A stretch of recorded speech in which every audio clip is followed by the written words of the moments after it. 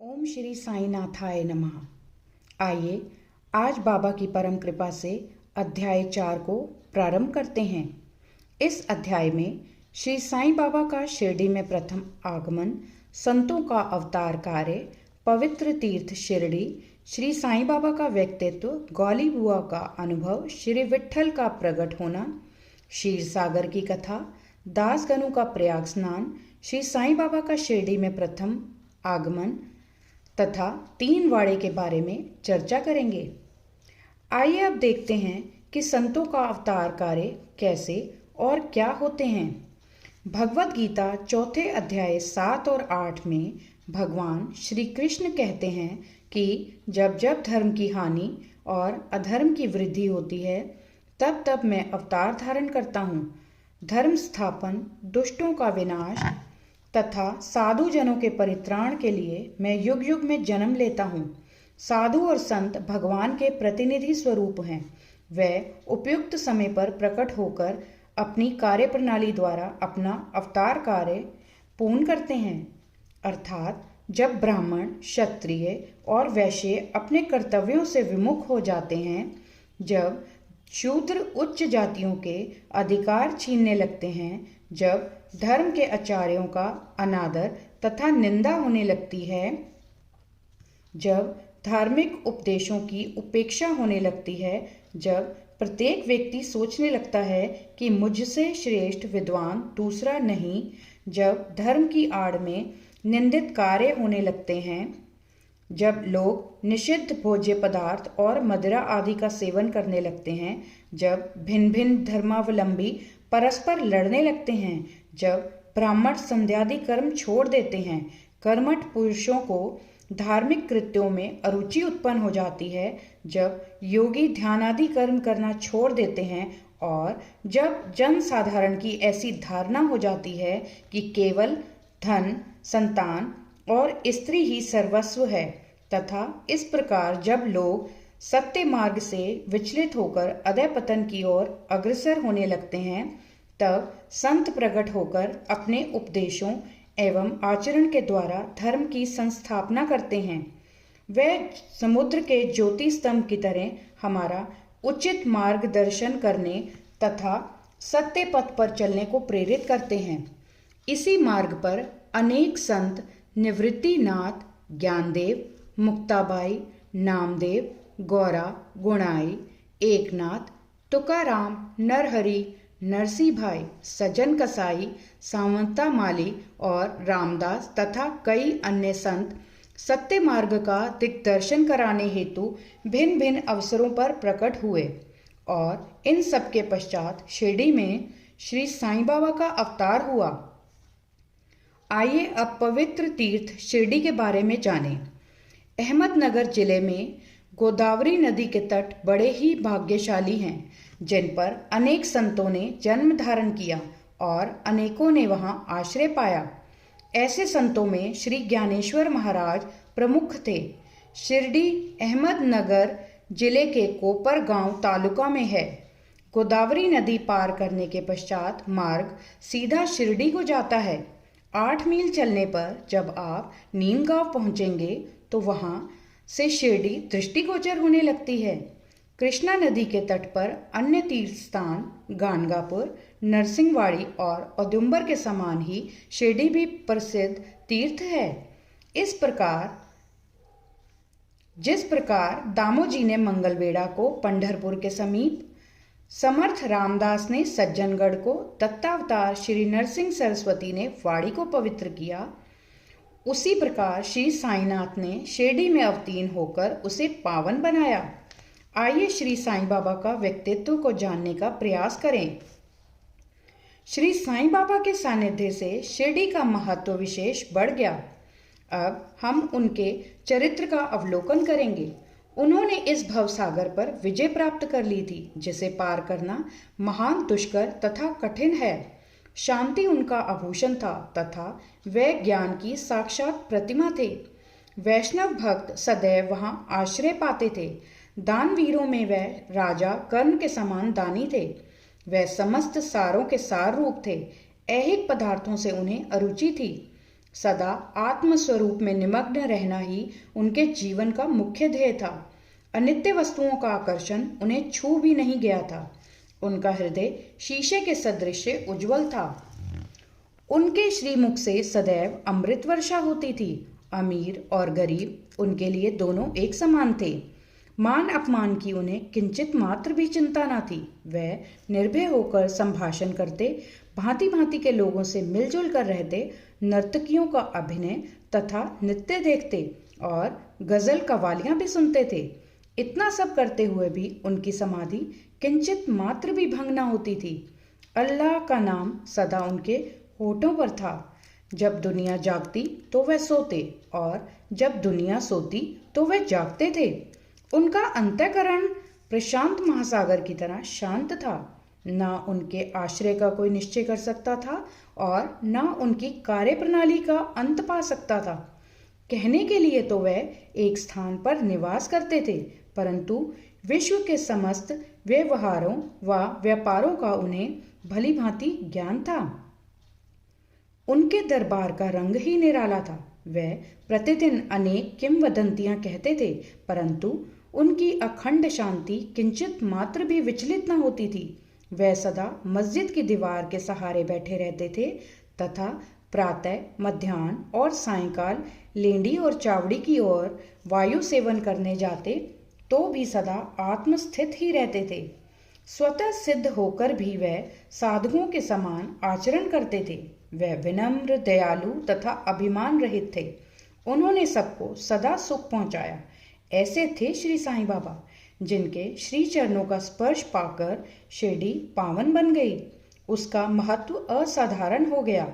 जिस प्रकार ज्ञानेश्वर ने आलंदी और एकनाथ ने पैठन का उत्थान किया, वही गति श्री साईं बाबा द्वारा शिरडी को प्राप्त हुई।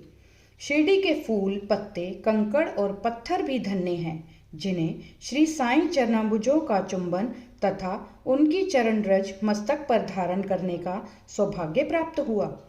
भक्तगण को शिरडी एक दूसरा पंढरपुर, जगन्नाथपुरी, द्वारका, बनारस, महाकालेश्वर तथा गोकर्ण महाबलेश्वर बन गई। श्री साईं का दर्शन करना ही भक्तों का वेद मंत्र था, जिसके परिणाम स्वरूप आसक्ति घटती और आत्मदर्शन का पथ सुगम होता था। उनका श्री दर्शन ही योग साधन था और उनसे वार्तालाप करने से समस्त पाप नष्ट हो जाते थे। उनका पाद सेवन करना ही त्रिवेणी स्नान के समान था तथा चरणामृत पान करने मात्र से ही समस्त इच्छाओं की तृप्ति होती थी। उनकी आज्ञा हमारे लिए वेद सदृश थी। प्रसाद तथा उदी ग्रहण करने से चित्त की शुद्धि होती थी। वह ही हमारे राम और कृष्ण थे, जिन्होंने हमें मुक्ति प्रदान की। वह ही हमारे परब्रह्म थे। वे छंदों से परे रहते तथा कभी निराश व हताश नहीं होते थे। वह सदा आत्मस्थित, चैतन्य घन तथा आनंद की मंगल मूर्ति थे। कहने को तो शिरडी उनका मुख्य केंद्र था, परंतु उनका कार्यक्षेत्र पंजाब, कलकत्ता, उत्तरी भारत, गुजरात, ढाका और कोंकण तक विस्तृत था। श्री साईं बाबा की कीर्ति दिन प्रतिदिन चहुं ओर फैलने लगी और जगह जगह से दर्शनार्थ आकर उनके भक्त लाभ उठाने लगे। केवल दर्शन से ही मनुष्य, चाहे वह शुद्ध अथवा अशुद्ध हृदय के हों, के चित्त को परम शांति मिल जाती थी। उन्हें उसी आनंद का अनुभव होता था जैसा कि पंढरपुर में श्री विट्ठल के दर्शन से होता है। यह कोई अतिशयोक्ति नहीं है। एक भक्त जिनका नाम गौली बुआ था, उन्होंने भी यही अनुभव पाया। लगभग 95 वर्ष के वयोवृद्ध भक्त जिनका नाम गौली बुआ था, पंडरी के एक वारकरी थे। वह 8 मास पंढरपुर तथा 4 मास गंगा तट पर निवास करते थे। सामान ढोने के लिए वह एक गधे को अपने पास रखते और एक शिष्य भी सदैव उनके साथ रहता था। वह प्रतिवर्ष वारी लेकर पंढरपुर जाते और लौटते समय श्री साईं बाबा के दर्शनार्थ शिरडी आते थे। बाबा पर उनका अगाध प्रेम था। वह बाबा की ओर एकटक निहारते और कह उठते थे कि ये तो श्री पंडरीनाथ हैं, श्री विट्ठल के अवतार, जो अनाथ नाथ, दीन दयालु और दीनों के नाथ हैं। गौली बुआ श्री विठोबा के परम भक्त थे। उन्होंने अनेक बार पंढरी की यात्रा की तथा प्रत्यक्ष अनुभव किया कि श्री साईं बाबा सचमुच में ही पंढरीनाथ हैं। आइए अब देखते हैं विट्ठल स्वयं कैसे प्रकट हुए। श्री साईं बाबा की ईश्वर चिंतन और भजन में विशेष अभिरुचि थी। वह सदैव अल्लाह मालिक पुकारते तथा भक्तों से कीर्तन सप्ताह करवाते थे। वह इसे नाम सप्ताह भी कहते थे। एक बार उन्होंने दासगणों को कीर्तन सप्ताह करने की आज्ञा दी।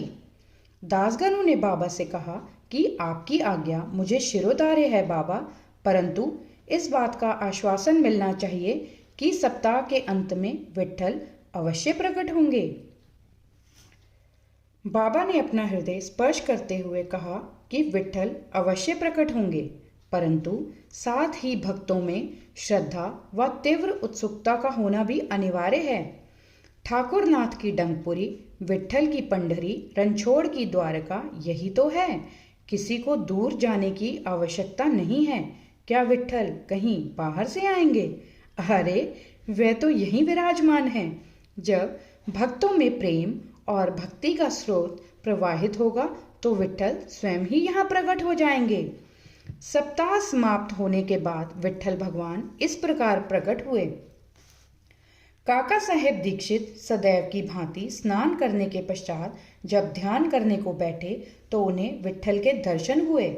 दोपहर के समय जब वे बाबा के दर्शनार्थ मस्जिद पहुंचे तो बाबा ने उनसे पूछा, क्यों विट्ठल पाटिल आए थे ना? क्या तुम्हें उनके दर्शन हुए? वे बहुत चंचल हैं, उनको दृढ़ता से पकड़ लो। यदि थोड़ी भी असावधानी की तो वे बचकर निकल जाएंगे। यह प्रातःकाल की घटना थी और दोपहर के समय उन्हें पुनः दर्शन हुए। उसी दिन एक चित्र बेचने वाला विठोबा के 25-30 चित्र लेकर वहां बेचने आया। यह चित्र ठीक वैसा ही था जैसा कि काका साहेब दीक्षित को ध्यान में दर्शन हुए थे। चित्र देखकर और बाबा के शब्दों का स्मरण कर काका साहेब को बड़ा विस्मय और प्रसन्नता हुई। उन्होंने एक चित्र सहज खरीद लिया और उसे अपने देवघर में प्रतिष्ठित कर दिया। ठाणा के अवकाश प्राप्त मामलतदार श्री बी वही देव ने अपने अनुसंधान के द्वारा यह प्रमाणित कर दिया है कि शिरडी पंढरपुर की परिधि में आती है। दक्षिण में पंढरपुर श्री कृष्ण का प्रसिद्ध स्थान है, अतः शिरडी ही द्वारिका है। द्वारिका की एक और व्याख्या सुनने में आई है जो कि केवारी नारायण अय्यर द्वारा लिखित भारतवर्ष का स्थायी इतिहास में स्कंद पुराण से उद्धृत की गई है। वह इस प्रकार है, चतुर्वर्णामपि वर्गाणाम यत्र द्वाराणि सर्वतः अतो द्वारावतीत्युक्ता विद्वद्भस्व वादिभि। जो स्थान चारों वर्णों के लोगों को धर्म, अर्थ, काम और मोक्ष के लिए सुलभ हो, दार्शनिक लोग उसे द्वारिका के नाम से पुकारते हैं। शिरडी में बाबा की मस्जिद केवल चारों वर्णों के लिए ही नहीं अपितु दलित, अस्पृश्य और भागोजी शिंदे जैसे कोड़ी आदि सबके लिए खुली थी। अतः शिरडी को द्वारिका कहना ही सर्वथा उचित है। आइए अब हम भगवंतराव क्षीरसागर की कथा को सुने। श्री विट्ठल पूजन में बाबा को कितनी रुचि थी यह भगवंतराव क्षीरसागर की कथा से स्पष्ट है। भगवंतराव के पिता विठोबा के परम भक्त थे जो प्रतिवर्ष पंढरपुर वारी लेकर जाते थे। उनके घर में विठोबा की एक मूर्ति थी जिसकी वे नित्य प्रति पूजा करते थे। उनकी मृत्यु के पश्चात उनके पुत्र भगवंतराव ने वारी पूजन, श्राद्ध इत्यादि समस्त कर्म करना छोड़ दिया। जब भगवंतराव शिरडी आए तो बाबा उन्हें देखते ही कहने लगे कि इनके पिता मेरे परम मित्र थे, इसी कारण मैंने इन्हें यहाँ बुलाया है। इन्होंने कभी नैवेद्य अर्पण नहीं किया तथा मुझे और विठोबा को भूखों मारा है, इसलिए मैंने इन्हें यहाँ आने को प्रेरित किया है। अब मैं इन्हें हठ पूर्वक पूजा में लगा दूंगा। आइए अब सुनते हैं दासगणों का प्रयाग स्नान। गंगा और यमुना नदी के संगम पर प्रयाग प्रसिद्ध पवित्र तीर्थ स्थान है। हिंदुओं की ऐसी भावना है कि वहाँ स्नान आदि करने से समस्त पाप नष्ट हो जाते हैं।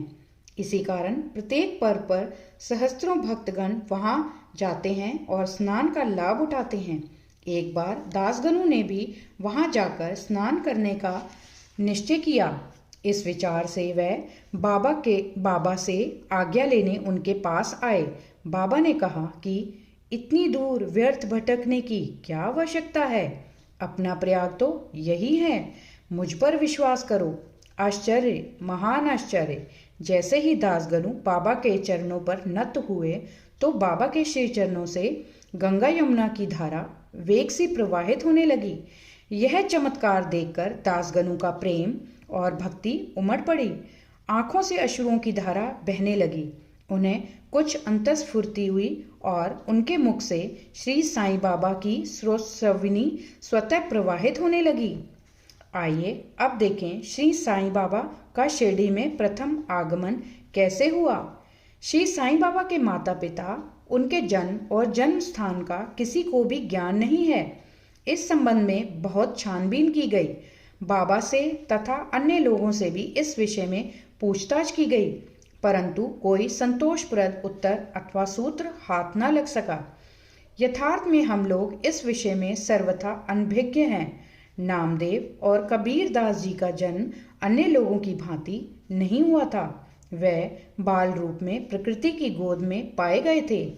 नामदेव भीमरथी नदी के तीर पर गुनाई को और कबीर भागीरथी नदी के तट पर तमाल को पड़े हुए मिले थे। और ऐसा ही श्री साईं बाबा के संबंध में भी था। वह शिरडी में नीम वृक्ष के तले 16 वर्ष की तरुणावस्था में स्वयं भक्तों के कल्याणार्थ प्रकट हुए थे।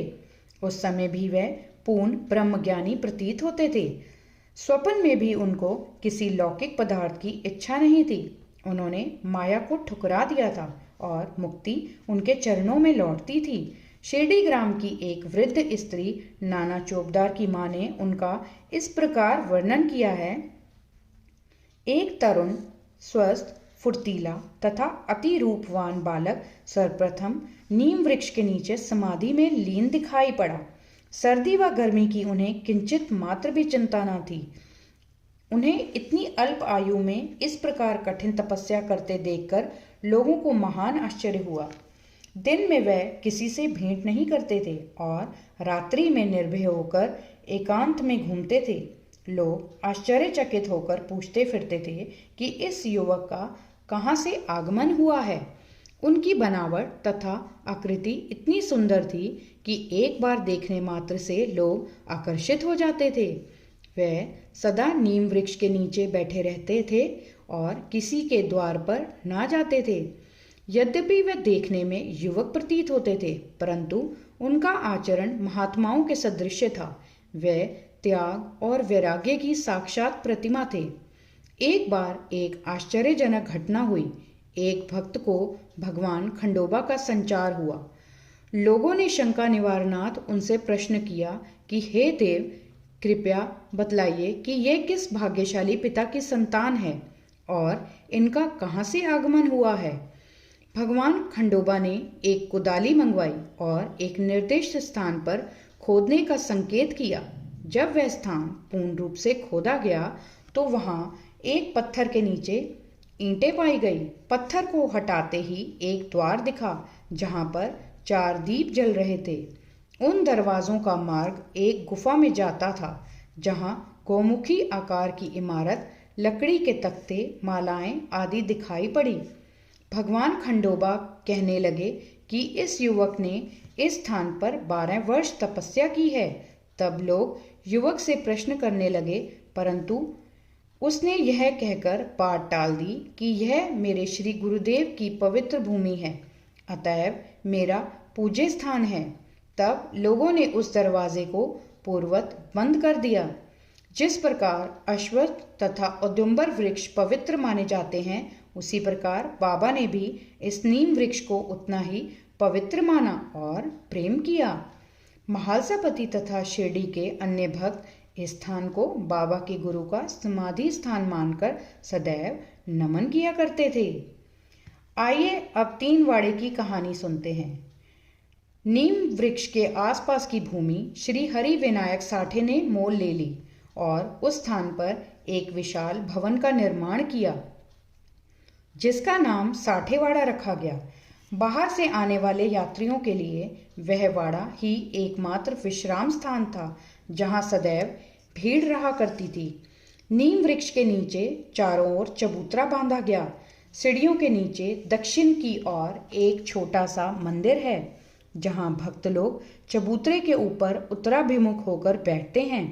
ऐसा विश्वास किया जाता है कि जो भक्त गुरुवार तथा शुक्रवार की संध्या को वहां धूप, अगरबत्ती आदि सुगंधित पदार्थ जलाते हैं, वे ईश कृपा से सदैव सुखी होंगे। यह वाड़ा बहुत पुराना तथा जीर्ण शीर्ण स्थिति में था तथा इसके जीर्णोद्धार की नितांत आवश्यकता थी, जो संस्थान द्वारा पूर्ण कर दी गई। कुछ समय के पश्चात एक दूसरे वाड़े का निर्माण हुआ, जिसका नाम दीक्षित वाड़ा रखा गया।